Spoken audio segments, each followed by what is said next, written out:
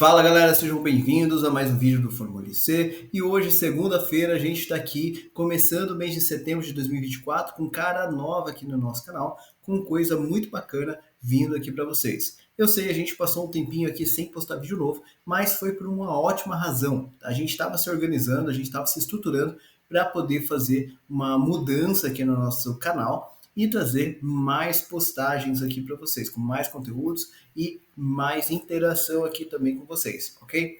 Então, a partir de hoje, dia 2 de setembro, a gente vai começar a fazer vídeos de segunda a sexta-feira, sempre às 11h30 da manhã. Tá? Então, agora, antes a gente estava trabalhando com vídeos de terças e quintas, falando de Excel e VBA.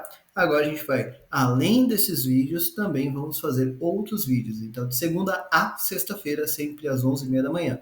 E a gente, cada dia da semana, a gente vai falar de um assunto específico, tá? Então, a gente vai ter um tema específico, um cenário específico, para que você possa saber e acompanhar a gente aqui, trazendo cada vez mais conteúdo. E quais são esses conteúdos que a gente vai falar aqui, galera? A gente vai falar sobre gestão da qualidade, tá? Então vamos falar sobre ferramentas da qualidade, boas práticas para quem trabalha na área da qualidade e assim por diante. Vamos continuar falando de Excel e também de VBA, então não precisa ficar preocupado, a gente vai continuar trazendo dicas aqui de Excel, a gente vai continuar trazendo tutoriais completos aqui de VBA para você, e, inclusive vamos dar sequência aqui aos tutoriais que estão em andamento, tá? Não precisa ficar preocupado, a gente vai continuar com tudo isso. A gente também vai falar sobre dicas e ferramentas de gestão empresarial, que é muito do que a gente traz nas nossas consultorias com os nossos clientes. E também vamos ter um dia específico para a gente poder falar sobre metrologia industrial. Tá? Então a gente vai ampliar aí o nosso leque de assuntos justamente para que a gente possa trazer um pouquinho da nossa cara de forma mais completa aqui para vocês, ok? Bom, galera, e hoje, né, nosso primeiro vídeo dentro dessa nova era, né, dessa nova etapa aqui do nosso canal, a gente vai falar sobre um assunto muito importante, bastante básico, para quem quer trabalhar com gestão de empresas ou para quem quer trabalhar na área da qualidade, que é o bom e velho PDCA. Tá? Então, eu tenho certeza, se você estuda um pouquinho sobre qualidade, se você trabalha, mesmo que você esteja começando, você já ouviu falar sobre PDCA. E se não, fica tranquilo, que a gente vai entender um pouquinho sobre o que é essa ferramenta, como ela funciona, e também eu quero falar hoje com vocês sobre uma estrutura, né, que a gente esquece de vez em quando. Muitas pessoas, inclusive pessoas experientes, às vezes se esquecem lá no ambiente de trabalho, que é o fluxo que a gente tem, né, a relação que a gente tem entre o PDCA e o SDCA, né, que ele sim é um pouquinho menos famoso, aparece um pouco menos para a gente, mas é importantíssimo aqui na nossa estrutura, ok? Então, esse é o nosso assunto de hoje. Fica aqui com a gente, já deixa seu like, curte o nosso canal e se inscreve para que você possa ficar por dentro de tudo que a gente está divulgando, tudo que a gente está trazendo aqui. Isso ajuda a gente a crescer, chegar para mais pessoas, trazendo conteúdo grátis, fazendo com que você se torne um profissional mais completo no mercado de trabalho, ok? Bom, então bora começar a falar sobre PDCA. Bom, galera, e a primeira coisa que a gente precisa entender sobre o PDCA é qual a importância. Por que a gente precisa aprender a trabalhar com PDCA? Bom, o PDCA ele vai te ajudar toda vez que você estiver tentando trabalhar com um projeto. Tá? Então pode ser um projeto de melhoria contínua, um projeto de tratativa de não conformidade, um projeto contínuo, daqueles que ficam se repetindo o tempo todo. Aqueles projetos também que são finitos, ou seja, tem data de início e data de final. Também pode ajudar a gente quando a gente está falando sobre a estruturação de como coisas devem funcionar, como, por exemplo, o sistema de gestão da qualidade, ou até aquele pequeno sistema de gestão que você utiliza para fazer com que o seu processo funcione adequadamente. Então, olha que interessante. O PDCL vai te ajudar em diversas situações e você consegue, digamos assim, utilizar uma ferramenta com diversas funções, né, diversas aplicações dentro do seu dia a dia, fazendo com que, usando apenas o PDCA de forma correta, você consiga trazer bastante resultado aí para sua empresa e apresentar trabalhos muito interessantes, trazendo resultados reais. Bom, e um outro ponto muito importante que a gente precisa conhecer é, hoje em dia, não só de hoje, mas já há vários anos, a gente tem o PDCA relacionado com as auditorias e o próprio sistema de gestão da qualidade das empresas. Por quê?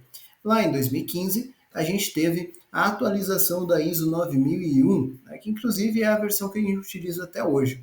E uma das grandes mudanças que aconteceu com essa norma naquele momento foi justamente uma nova estruturação da norma, fazendo com que ela fosse mais adequada dentro do padrão do PDCA, o que é muito bacana e organizou, facilitou a vida de todo mundo que utiliza essa norma.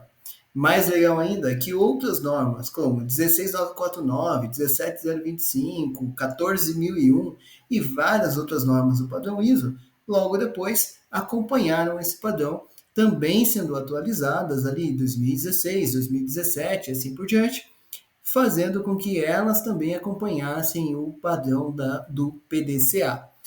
Olha que bacana, se você aprender a utilizar corretamente o PDCA no seu dia a dia, com certeza você vai conseguir se dar muito bem com todas essas situações, com todas essas ferramentas dentro do seu dia a dia e também dentro da sua estrutura de gestão da qualidade. Lembrando, gestão da qualidade não é só para quem trabalha na área da qualidade, mas para todo mundo que tem um cargo ali de nível tático ou estratégico dentro da sua empresa. Tá? Isso é muito importante da gente lembrar. Bom, mas o que é esse tal de PDCA? Né? Então, como eu posso entender melhor essa estrutura? Pensa o seguinte, o PDCA ele não é simplesmente uma ferramenta. Eu não gosto muito quando as pessoas dizem que o PDCA ele é uma ferramenta. E também ele não é exclusivo da área da qualidade. Tá? Então essas são duas coisas que eu vejo bastante confusão. O PDCA, ele é um passo a passo, ele é uma receita de bolo, ele é uma metodologia, ou seja, ele é um método comprovado que você pode seguir para ter resultados sólidos. Então isso faz com que você tenha uma estrutura muito bacana, já garantida e que é muito fácil de seguir, muito fácil de implementar para diversas situações.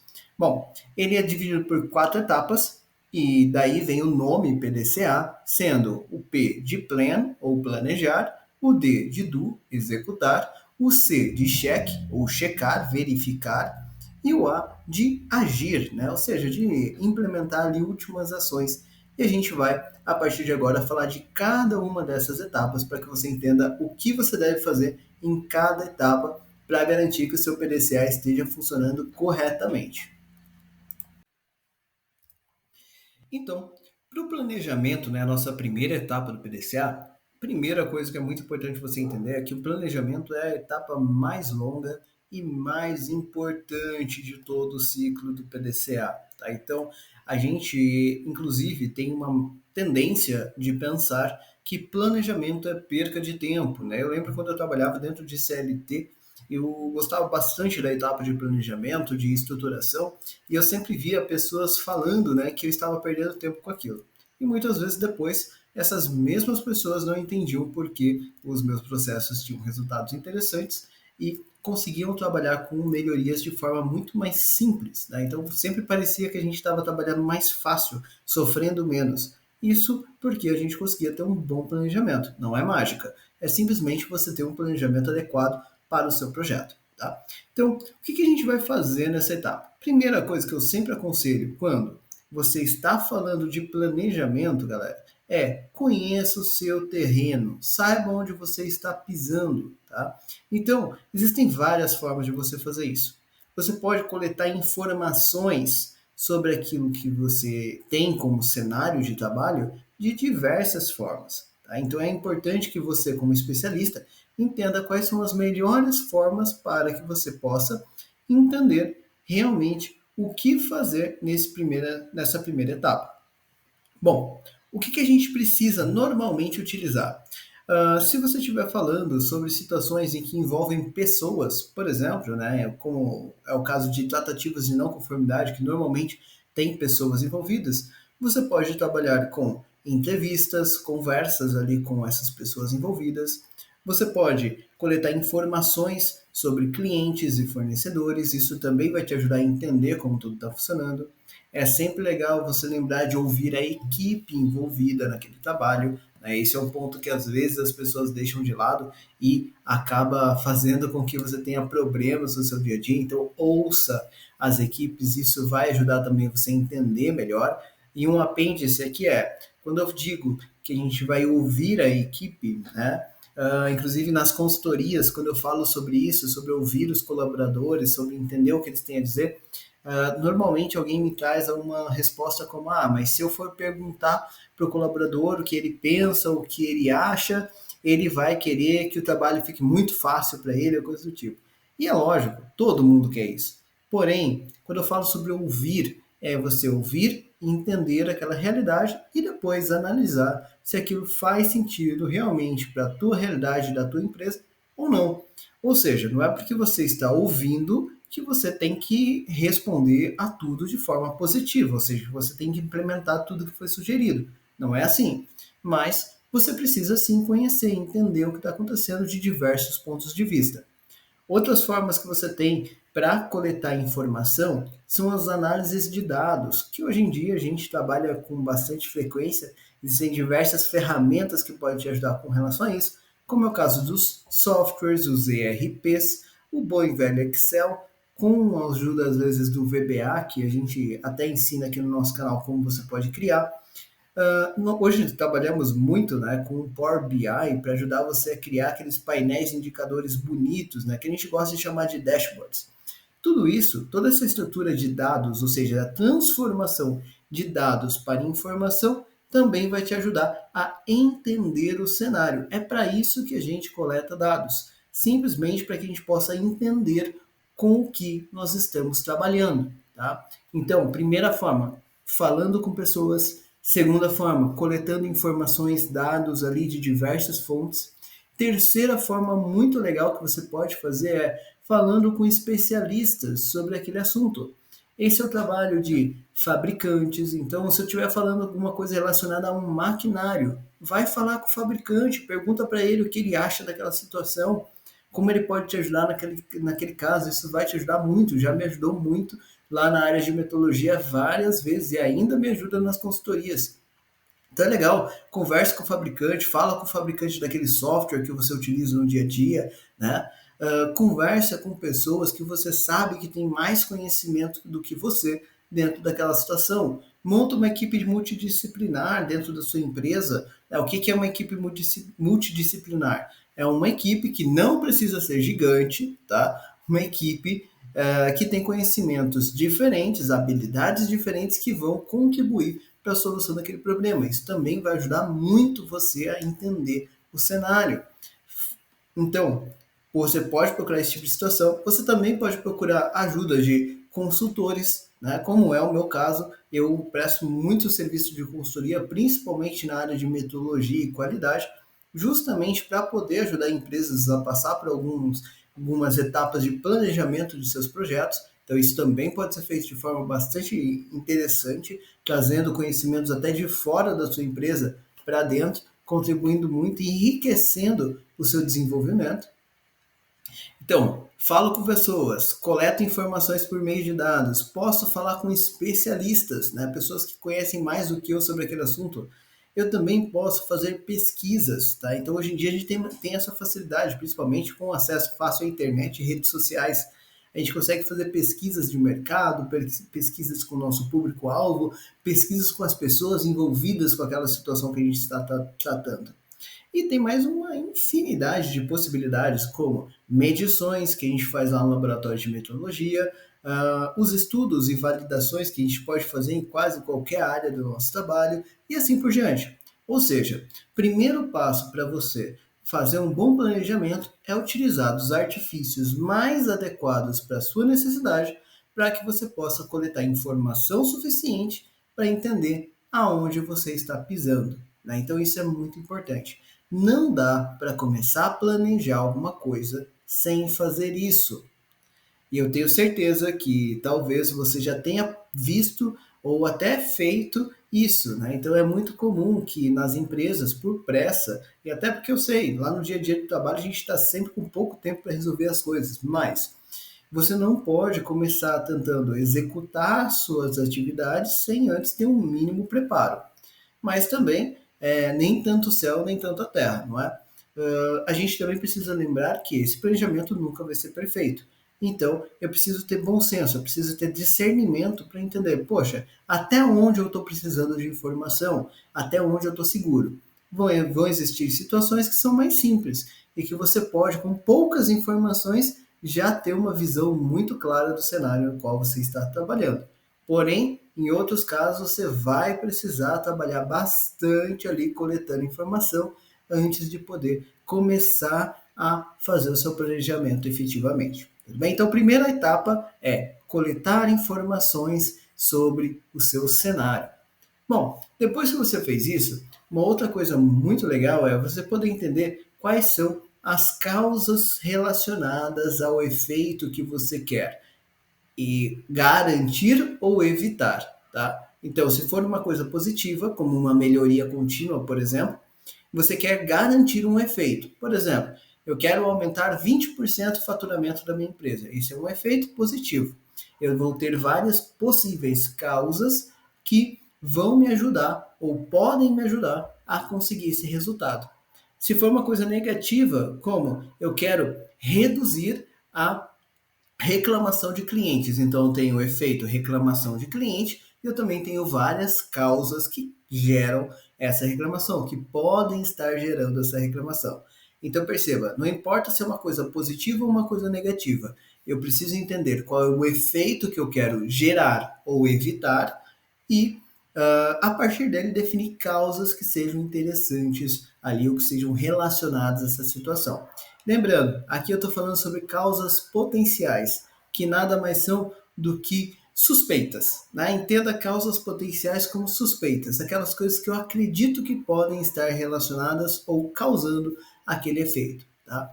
Então, e quando a gente fala de causas potenciais, claramente uma das ferramentas mais utilizadas, né, e mais simples de você utilizar para isso é bom e velho diagrama de Ishikawa, ou diagrama espinha de peixe, também conhecido lá como diagrama de causa e efeito, tá? Esse diagrama pode te ajudar, uma das 7 ferramentas da qualidade, feita exclusivamente para você poder organizar as suas causas potenciais. Tá? Isso é muito bacana.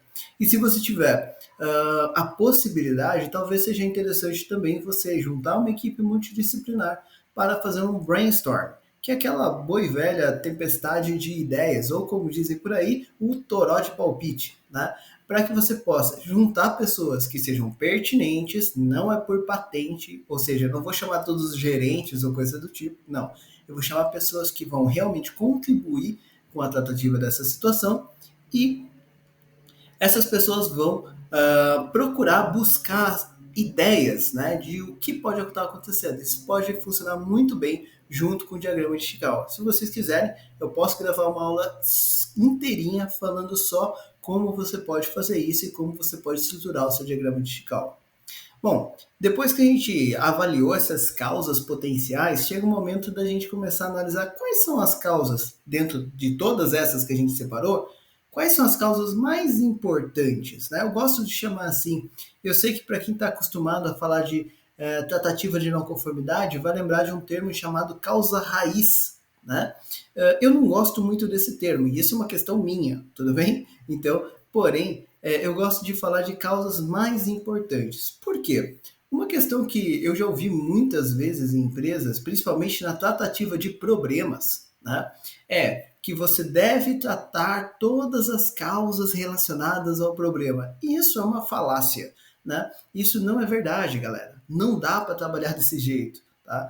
Se você já teve experiência de trabalhar com tratativa de não conformidade, você vai entender o seguinte: a gente seria lógico, num cenário perfeito, ótimo se eu conseguisse ter, sei lá, 5 causas potenciais e tratar todas as 5 causas potenciais. Ter 20 causas potenciais e tratar todas as 20 causas potenciais. Mas eu tenho que levar em consideração a eficiência do meu trabalho. Tá? Isso é importante. Isso está diretamente relacionado com o lucro da empresa. Então, olha que interessante. Normalmente, dentro da empresa, eu acredito que no seu trabalho também seja assim, você tem equipes reduzidas. A gente sempre tem menos pessoas do que o que a gente realmente precisaria. Né? Sempre é assim, a gente sempre trabalha com a equipe mais enxuta possível, ou pelo menos deveria ser dessa forma. E o que acontece? A galera que vai trabalhar com projetos principalmente tratativa de não conformidade, costuma ser sempre a mesma equipe. Tá? Então você vai ter equipes que vão trabalhar com várias tratativas de não conformidade ao mesmo tempo. E muitas vezes, essa equipe que trabalha com tratativa de não conformidade também trabalha com melhoria contínua. E, na grande maioria dos casos, essas pessoas elas não estão lá só para fazer isso, né? Elas têm outras funções. Por exemplo, como meteorologista, eu já trabalhei muitas vezes conduzindo projetos de tratativa de não conformidade. Como meteorologista, eu já trabalhei muitas vezes desenvolvendo projetos de melhoria contínua, percebe? Então, aquela pessoa que você colocou dentro da sua equipe, né, aquele recurso humano que você colocou dentro da sua equipe, ele tem muitas outras coisas para fazer. Então não adianta você dizer que aquela pessoa vai tratar todas aquelas causas, porque isso seria inviável. Então, o primeiro ponto que eu preciso considerar é que eu não vou conseguir tratar todas as causas potenciais, na grande maioria dos casos. Se for possível, ótimo, então faça. Mas lembre-se que o mais comum é que isso não seja viável. Segundo fator que pode fazer com que a tratativa de todas as causas não seja viável é o custo, né? O financeiro mesmo, diretamente em dinheiro. Por quê? Para muitas tratativas eu tenho investimento financeiro. Então, será que faz sentido fazer aquele investimento financeiro para obter essa melhoria ou essa tratativa de não conformidade que eu estou precisando? Né? E é lógico que alguém vai me dizer, poxa, Lucas, mas se for uma reclamação de cliente, por exemplo, você vai ser obrigado a investir. Depende. Por quê? Quando eu falo de causa mais importante, é importante a gente lembrar de novo lá da ISO 9001 e de várias outras normas e sistemas de gestão. Lá a gente fala sobre gestão de risco, né? Inclusive eu estou planejando fazer aqui para a próxima segunda-feira um vídeo falando só de uma das principais ferramentas aí de gestão de risco, uma das minhas favoritas de gestão de risco, então não perca, tá? Mas enfim, quando a gente fala de gestão de risco, é muito importante que a gente lembre que se eu tenho lá 20 causas possíveis, eu tenho uma probabilidade para cada uma delas. E eu tenho um impacto para cada uma delas. Então, por exemplo, para a gente poder entender melhor essa situação. Vamos imaginar que eu tenho uma empresa que é um restaurante, ok? E nesse restaurante, o meu objetivo é aumentar as vendas. Ou seja, eu quero mais pessoas almoçando no meu restaurante. Esse é o meu objetivo, ok? E o que acontece? Eu poderia determinar que uma das causas relacionadas com mais pessoas comendo no meu restaurante seria ter mais pessoas entrando no meu restaurante. Olha que interessante. Então, o que eu poderia fazer para trazer essas pessoas para dentro, o fluxo de pessoas ali para dentro do meu restaurante? Poderia fazer divulgação em redes sociais, poderia fazer, colocar alguém ali na porta, né, entregando, abordando pessoas ali na rua, como acontece realmente em alguns restaurantes, poderia ter cartazes espalhados pela cidade e tudo mais, né? Então existem várias coisas que você pode fazer para executar essa atividade. E perceba que eu tenho um objetivo, eu peguei apenas um ramo das minhas possibilidades. Lógico que numa situação real eu teria vários outros ramos para analisar, ok? Como qualidade da comida, preço e mais um monte de outras coisas, né? A experiência que eu estou fazendo com que os meus clientes tenham ali no meu restaurante e assim por diante, percebe? Então eu tenho várias coisas relacionadas e eu preciso entender dentro de todas essas causas possíveis, né, de todas essas ações que eu poderia ter, quais delas vão ter os maiores impactos? Quando eu falo sobre isso, sobre essa questão de priorização, sou obrigado a lembrar de uma outra ferramenta da qualidade, que é o bom e velho Pareto. Né? Gilfredo Pareto descobriu lá na década de 20 uma regra que ele chamou de 80-20. E a gente conhece essa regra até hoje. Né? E ela é muito usada e muito importante. Onde a gente entende que 80% do resultado está relacionado a apenas 20% do esforço. O que isso quer dizer? Quer dizer que se você tem, digamos que 100 causas potenciais para facilitar aqui nossas contas, e você resolver as 20 mais importantes, então olha que interessante. Se resolver as 20 mais importantes, e são as mais importantes e não qualquer uma, não as mais fáceis, as mais importantes. Por isso que eu gosto de falar de causas mais importantes e não causa raiz, tá? Mas se você tratar as 20 causas mais importantes, você vai conseguir 80% do seu resultado. Olha que legal, né?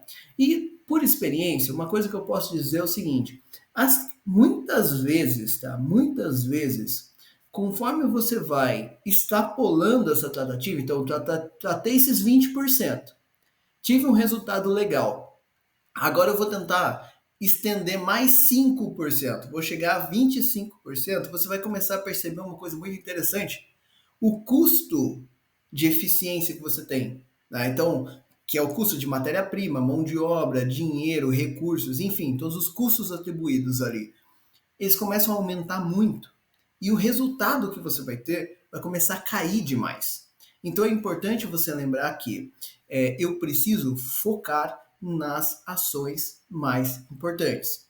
Eu sei que alguém que é mais Caxias, alguém vai me falar o seguinte: poxa, Lucas, mas se eu não tratar 100% das tratativas, das causas, principalmente se for um problema, eu vou ter uma situação complicada, que é justamente a reincidência do meu problema. Segura esse espírito, né? Segura esse pensamento. A gente vai falar sobre a questão de reincidência mais para frente ainda na aula de hoje, tudo bem? Então, recapitulando a ideia de planejamento, eu vou entender o meu cenário, coletando informações, falando com pessoas, aquela coisa toda que a gente falou. Entendi o meu cenário, eu vou organizar e levantar causas potenciais, ou seja, suspeitas do que pode estar relacionado e seria interessante. Levantei essas causas, eu vou determinar quais são as mais importantes, aquelas que vão me trazer o impacto mais interessante. Então eu vou fazer uma estratégia de priorização de tratativa. Então eu vou definir, eu vou tratar essa, depois essa, depois essa, depois essa, e assim por diante. Isso vai dar mais fôlego, digamos assim, para essa equipe poder trabalhar, ok?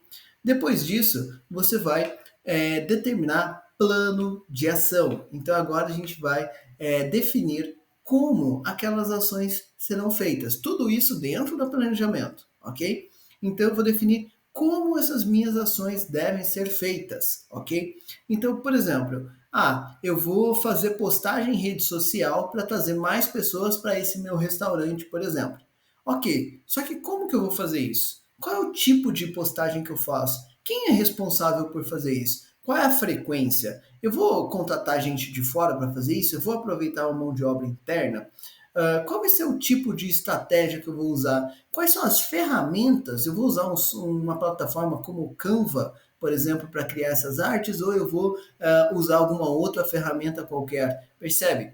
Então é aqui o momento de você realmente olhar para aquela causa importante, né, ou aquele grupo de causas importantes, e fazer um ótimo trabalho pensando em como você pode planejar essas ações. E se eu estou falando de planejamento de ações, eu tenho que lembrar de uma outra ferramenta, que é o 5W2H. Ele vai te ajudar muito nessa estrutura de planejamento de ações. Quando a gente fala de ter uma estrutura mais lógica, uma receitinha de bolo de como você pode fazer esse planejamento. Tá? Então, fazendo isso, galera, você vai ter concluído um bom planejamento. Tá? Uma nota que eu gosto de deixar para todos os alunos quando eu falo sobre isso é: aqui você definiu como essas ações vão ser feitas. Aproveita e já define como você vai avaliar o resultado.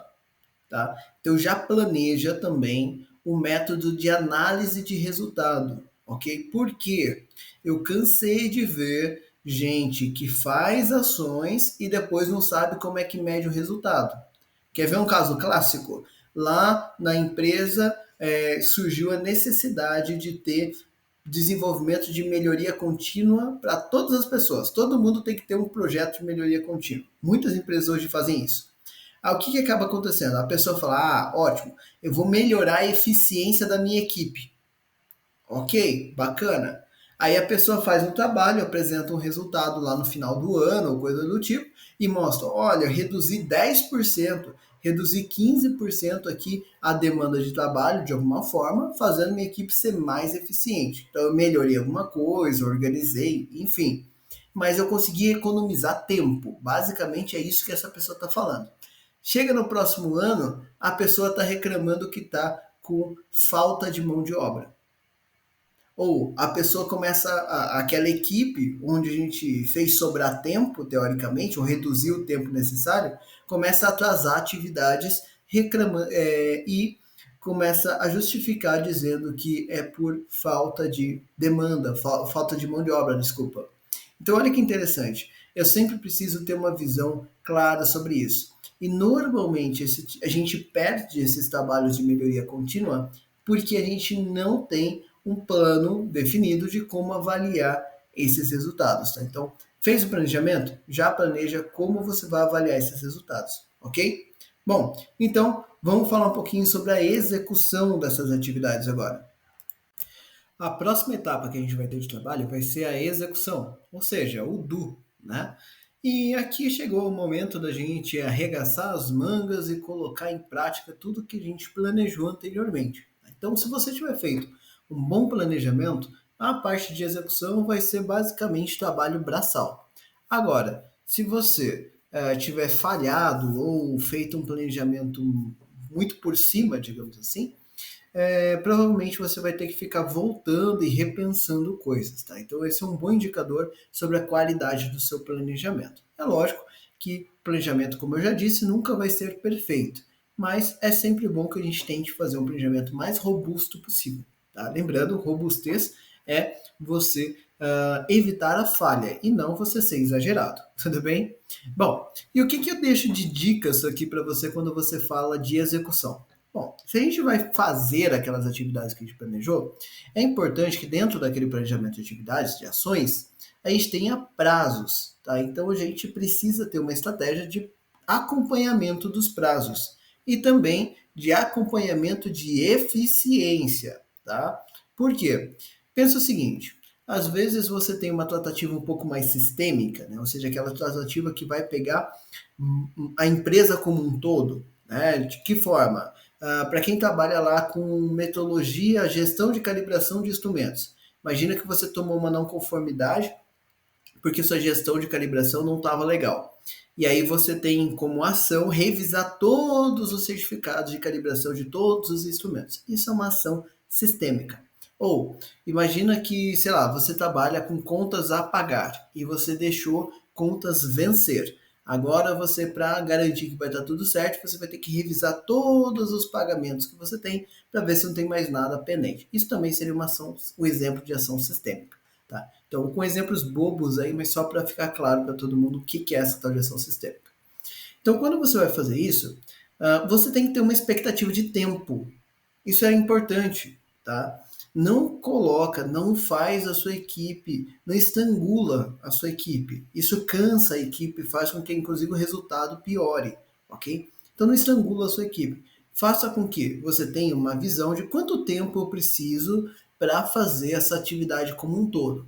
Minha expectativa é terminar a atividade em um mês. Ok. Então, se para fazer toda a atividade em um mês, toda atividade você vai levar um mês, quantos por cento já era para você ter concluído na primeira semana? E compara para ver se você está sendo mais rápido ou mais lento do que o que você planejou. Ou seja, será que está sendo tão fácil quanto você esperava, ou tão difícil quanto você esperava, ou será que você errou um pouquinho nesse cálculo? Até para você ter uma estimativa mais adequada com relação a isso. Tá? Além disso, quando eu falo de análise de eficiência, também é importante que você pense em dinheiro, né? Então, e recursos, né? Então, matéria-prima, energia que você está gastando com isso. Por quê?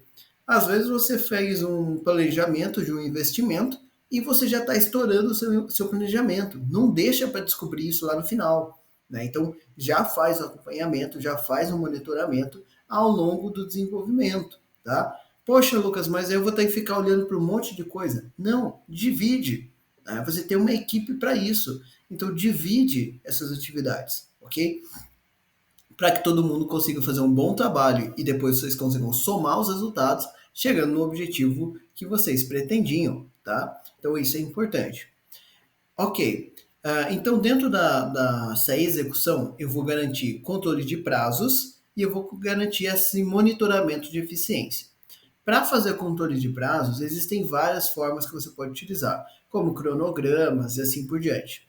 Eu, particularmente, aconselho sempre o gráfico de Gantt para isso. Tá? Ele é uma ferramenta muito legal, onde você tem um gráfico de barras para fazer justamente a visualização de quais atividades são dependentes de quais, né? Quando uma atividade começa e quando uma atividade termina. Ele é muito legal para gestão de projetos e pode te ajudar. Inclusive, hoje em dia tem a facilidade, você não precisa nem saber fazer gráfico gigante. Mas aqui no nosso canal tem vídeo ensinando como você faz gráfico gigante no Excel, tá? Mas se você não quiser fazer dessa forma, é só procurar na internet, você vai achar várias ferramentas online onde você consegue fazer gráfico gigante de forma bastante simples, bastante interessante. Se vocês quiserem, deixa aqui nos comentários, eu posso fazer um vídeo só falando sobre gráfico gigante, como você pode usar essa ferramenta, ok? Bom, então, vou monitorar os meus prazos, vou fazer ali esse monitoramento de eficiência, e é daqui que sai o que a gente chama de eficácia, ok? Detalhe muito importante, a gente precisa entender que eficácia, eficiência e efetividade são coisas totalmente diferentes e todas as leis são importantes. Eu cansei de ver empresas falando sobre monitoramento de eficácia das ações. Isso é importante? Sim, porém não resolve 100% do problema, tá? Então, eu faço monitoramento de eficácia, ou seja, eu cumpri com o que foi planejado. Eficácia é isso, galera. É você cumprir com aquilo que você planejou.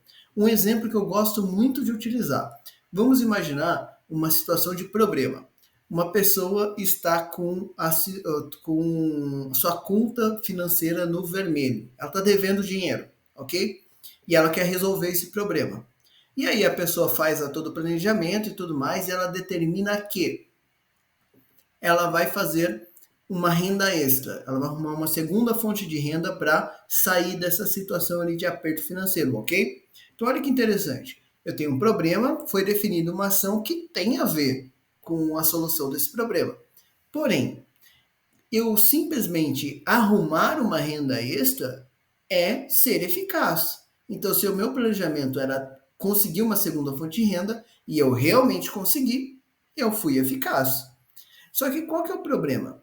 Eu também preciso ser eficiente, porque senão essa pessoa vai ter grandes problemas a médio e longo prazo. A eficiência ela costuma doer a médio e longo prazo. Por quê? Vamos imaginar que se essa pessoa está fazendo ali renda extra, ela está trabalhando mais. Então, talvez, dependendo do quanto ela está trabalhando a mais, né, do esforço que ela está gastando mais, porque eficiência o que é? É a relação entre resultado obtido e o esforço que você teve. Né? O quanto de recursos você gastou para conseguir aquele resultado. Então, às vezes, a pessoa está fazendo lá, sei lá, R$ 1.000 de renda extra, só que ela está precisando trabalhar virando a noite para fazer isso. Poxa, é legal ter R$ 1.000 de renda extra, mas será que essa pessoa vai aguentar muito tempo fazendo isso? Percebe? Então, a eficiência é importante, porque senão ela vai gerar impacto para você a médio e longo prazo. Podendo ser desgaste da equipe, você pode deixar outras áreas daquele setor descobertas por conta disso. Até nesse exemplo de situação financeira, isso também seria aplicável. Por quê? Às vezes a pessoa está focando tanto numa fonte de renda secundária que toma muito tempo dela, que ela deixou de lado a saúde, a família, a alimentação, exercício, um monte de outras coisas que são importantes na nossa vida. Né? Então, é importante que você tenha, assim, controle de eficácia, então eu cumpri com aquilo que eu prometi, e controle de eficiência. Mas não para por aí. Eu também preciso pensar na efetividade daquela minha ação. Como assim? Olha que interessante. Eficácia é você cumprir com o que você planejou. Eficiência é a relação que você tem. Quanto eu gastei para conseguir esse retorno. E a efetividade é a pergunta mais importante. Será que eu resolvi o problema? Né? Sempre que eu tenho um projeto, o projeto ele existe para resolver um problema. Só que, será que eu estou efetivamente resolvendo esse problema, essa situação? Será que essa pessoa não está trabalhando com uma segunda fonte de renda e ainda não foi suficiente para ela? Olha que interessante. Talvez ela tenha falhado no seu planejamento. talvez ela nem precisasse fazer uma renda extra. Talvez seria muito mais fácil ela adequar o padrão de vida dela, reduzindo custos que ela poderia reduzir, e esse é apenas um exemplo, ok? Mas talvez essa pessoa poderia ter resolvido isso de outra forma. Ela poderia ter um planejamento mais interessante. Então a efetividade ela tem muito a ver com a qualidade do planejamento. Se eu planejei bem, executei as atividades e fui eficiente, eu vou ter um bom resultado no final. Vou resolver o problema. Agora, se eu fui eficaz, ou seja, eu fiz o que eu planejei, eu fui eficiente e o problema não se resolveu, quer dizer que eu falhei no meu planejamento em algum momento. Então, eu vou precisar voltar e planejar de novo, ok? Então, dentro da sua ideia de planejamento, você precisa ter a visualização, né, um entendimento que esses três fatores são importantes. E é justamente esse o gancho que a gente precisa para a gente poder ir para a próxima etapa, que é a etapa de checagem dos nossos resultados. A etapa de checagem, né, a nossa terceira etapa do PDCA, é talvez a mais simples de se fazer, desde que você tenha já planejado anteriormente, lá no planejamento, como você faria essa verificação. Então, aqui o nosso objetivo é verificar tanto eficiência, eficácia e efetividade, como eu acabei de explicar. Tá? Então, você pode utilizar várias formas para fazer isso. De novo, você pode fazer entrevista para ver se o problema foi resolvido, pesquisa, você pode fazer análise de indicadores, coletar dados de algum sistema. Você pode fazer várias e várias e várias estratégias para entender se aquele problema foi realmente resolvido, se aquela melhoria foi realmente implementada ou se aquele projeto foi realmente completo como deveria. Tá? Um ponto importante aqui é, principalmente lá na sua ideia de efetividade, ou seja, de você verificar se você foi efetivo, se você realmente resolveu o problema, você vai precisar entender que, caso a resposta seja negativa, caso a sua efetividade tenha falhado, você vai precisar voltar lá para o planejamento. Tá? Então, você vai replanejar tudo que você planejou, né? Então, buscando onde foi que você deixou alguma coisa passar para que você possa definir novas ações, executar essas novas ações, fazer uma nova verificação e manter esse ciclo até que você consiga os resultados pretendidos. Tudo bem? Bom, então isso é muito importante. A etapa de checagem ela é simples, porém crucial para que a gente possa ter um bom resultado no nosso PDCA. E por último, né, a gente chega na quarta e última etapa, que é a etapa de agir, né, a etapa ACT. E aqui o que a gente faz? Eu gosto até de chamar ela de etapa de padronização, às vezes para poder explicar ela um pouco melhor. Aqui, o nosso objetivo é fazer com que tudo aquilo que a gente fez ao longo do nosso projeto e que já foi validado lá na etapa de checagem seja padronizado, para que todas as pessoas sigam essa estratégia nova. Né? Então, o que a gente vai fazer aqui? A gente vai falar com as pessoas, né? Então a gente vai é, deixar com que todas as pessoas relacionadas ou envolvidas com aquela ação fiquem sabendo sobre tudo que foi alterado, tudo que mudou, tudo que melhorou, quais foram as causas. Então a gente costuma fazer uma entrega desse projeto. Né? Então, e também é importante lembrar que todas as documentações relacionadas devem ser atualizadas, todas as equipes que têm a ver com aquela atividade que foi alterada devem ser treinadas e assim por diante. Ou seja, nosso objetivo, o primeiro grande objetivo aqui nessa ação, é justamente garantir que tudo aquilo que foi definido torne-se conhecimento empresarial, ou seja, que a empresa comece a seguir aquele novo padrão de trabalho. Além disso, a gente vai fazer uma outra ação também muito importante e muitas vezes negligenciada, que é o registro de lições aprendidas. Né? O que é isso? A gente vai fazer um registro de tudo que a gente aprendeu, de tudo que aconteceu durante esse nosso projeto. Tá? Justamente para que no futuro, quando a gente tem um novo projeto, a gente consiga entender melhor onde foi que a gente acertou, onde foi que a gente errou, o que a gente já fez, o que a gente deixou de fazer e assim por diante. Lá no começo, eu comentei, né, que para aquela pessoa que estava preocupada com a reincidência de um problema, caso eu não faça a tratativa de todas as ações, eu pedi para que tivesse um pouquinho de paciência que a gente falaria sobre isso. Tá? Aqui, nesse item, a gente também vai fazer duas ações importantes, tá? Que vão ter a ver com a questão de reincidência. Primeiro, vamos fazer a abrangência. Tá? Então, eu vou buscar onde mais esse meu projeto, que eu sei que já deu certo, pode dar certo novamente. Tá? Então, será que eu tenho algum outro produto que pode ter mesma situação e que eu vou ter um bom benefício se eu replicar esse projeto que eu já sei que dá certo? Será que tem algum outro lugar onde o mesmo problema pode acontecer e eu posso resolver da mesma forma ou até prevenir utilizando a mesma estratégia? Né? Então isso é muito bacana, já vai te ajudar bastante com relação a isso e vai fazer com que você trabalhe ali à frente dos seus problemas. Uma outra questão é, caso você tenha reincidência, caso a reincidência aconteça, se você tiver um bom plano de lições aprendidas, isso vai facilitar todo o seu projeto. Porque a próxima equipe, que inclusive pode ser você novamente na tratativa dessa nova incidência, vai ter tudo detalhado de tudo que foi feito. Ou seja, não vai precisar começar a trabalhar do zero. E lembre-se, se a gente fez aquela priorização de forma adequada, a gente já vai ter reduzido muito a probabilidade daquele problema acontecer.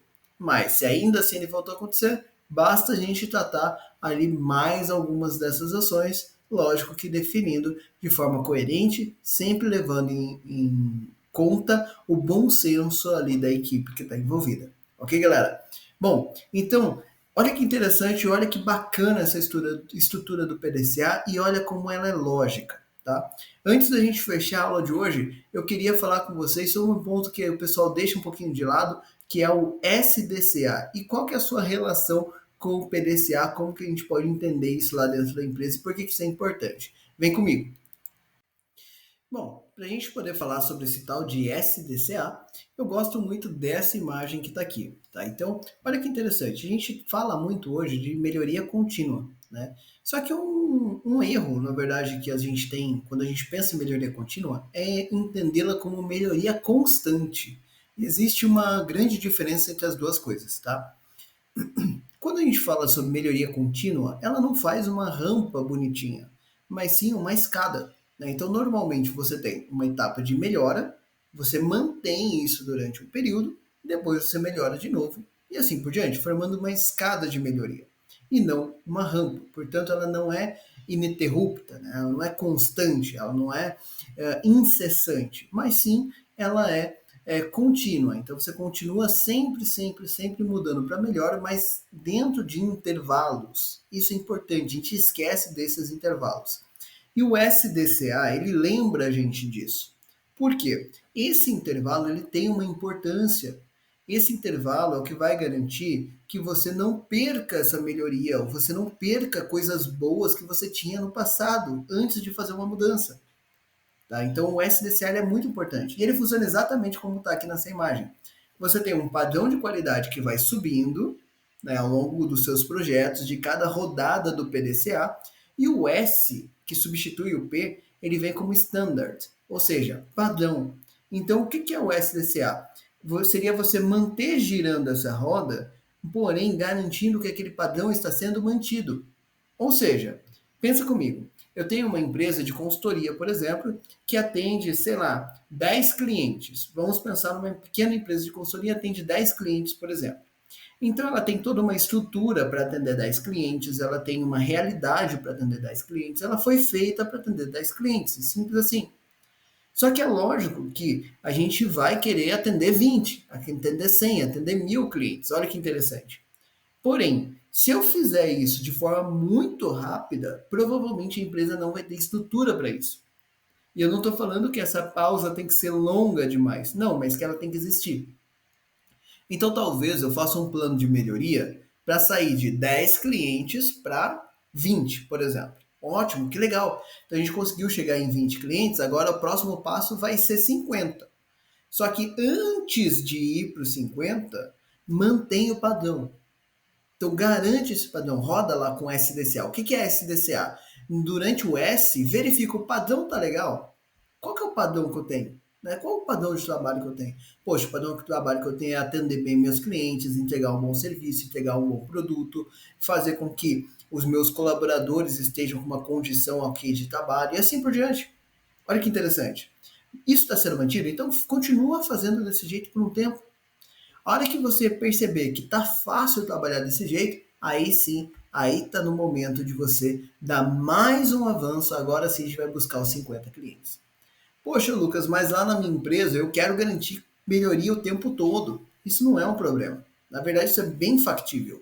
Só que para fazer isso, você precisa ter mais de uma equipe trabalhando ou mais de uma ótica de melhoria.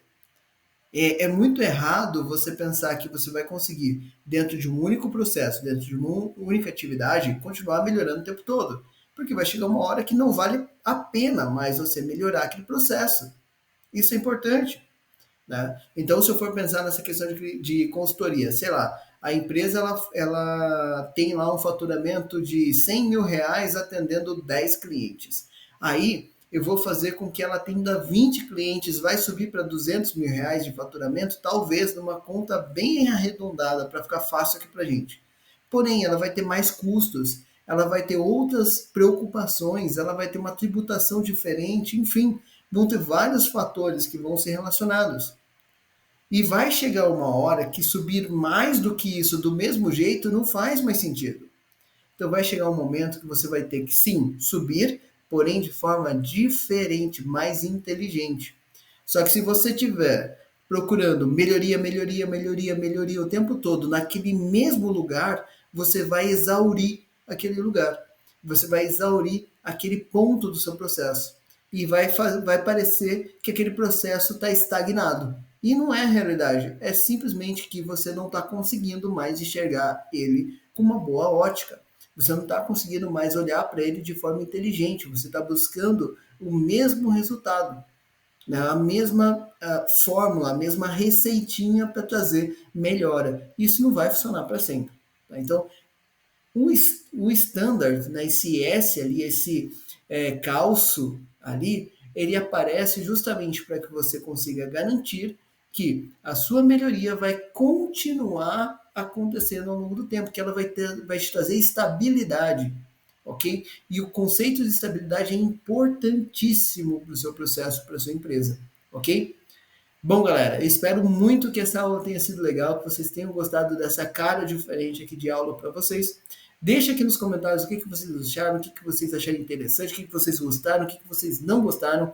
A gente está ainda modificando algumas questões dentro desse modelo novo, justamente para a gente conseguir trazer aí conteúdos bem bacana, bem interessante para vocês. E se vocês tiverem qualquer dica, qualquer solicitação de conteúdo para a gente abordar dentro de gestão da qualidade, deixa aqui nos comentários e vai ser um prazer fazer um vídeo falando sobre isso. Tá bom? Muito obrigado, eu fico por aqui, até a próxima.